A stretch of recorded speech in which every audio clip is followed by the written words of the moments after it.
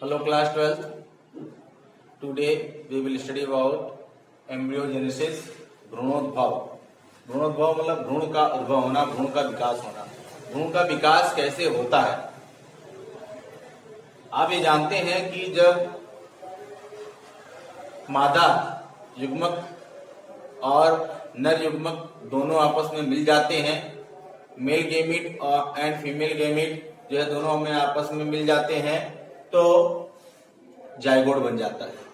फिर जायगोट जो है फिर जाकर के एक एम्ब्रियो में जाके स्थापित होता है और उसी एम्ब्रियो में एक निश्चित अवधि तक उसका विकास होता रहता है।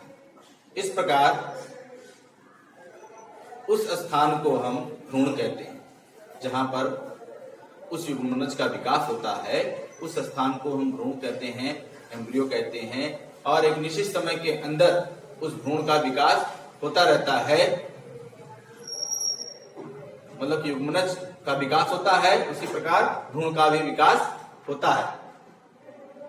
और भ्रूण का विकास जब हो जाता है तो उसी को कहते हैं हम भ्रूण का बनना या भ्रूणोद्भव या एम्ब्रियोजेनेसिस।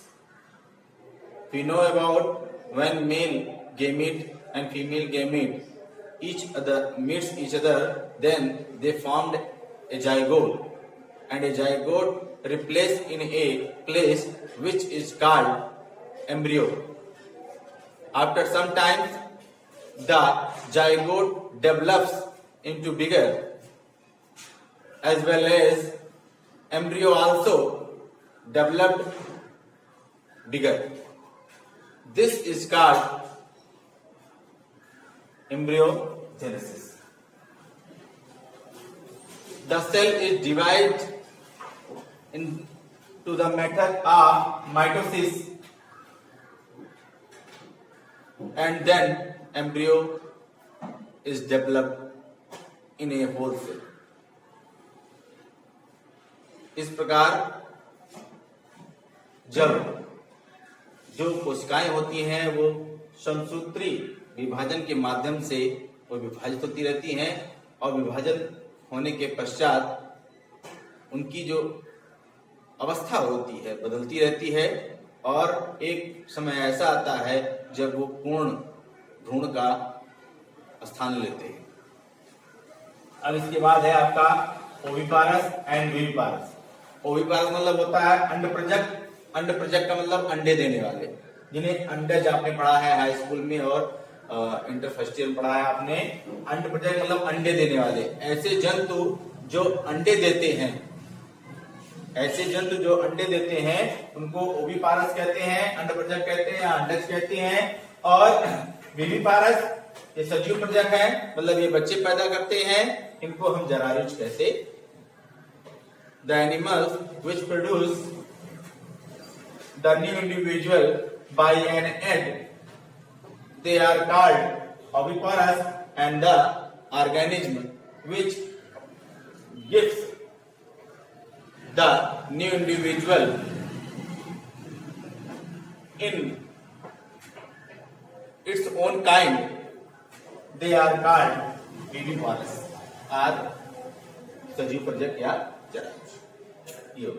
इसके बाद जैसे जो ओविपारस होते हैं, ओविपारस मतलब जो अंडे देने वाले होते हैं, मनुष्य का भ्रूण, मनुष्य के अंदर तो भ्रूण बनता है और इसके अंडे जब निकलते हैं जंतुओं के, कुछ जंतुओं के जो अंडे निकलते हैं या चिड़िया के जो अंडे निकलते हैं, वो अंडों का भी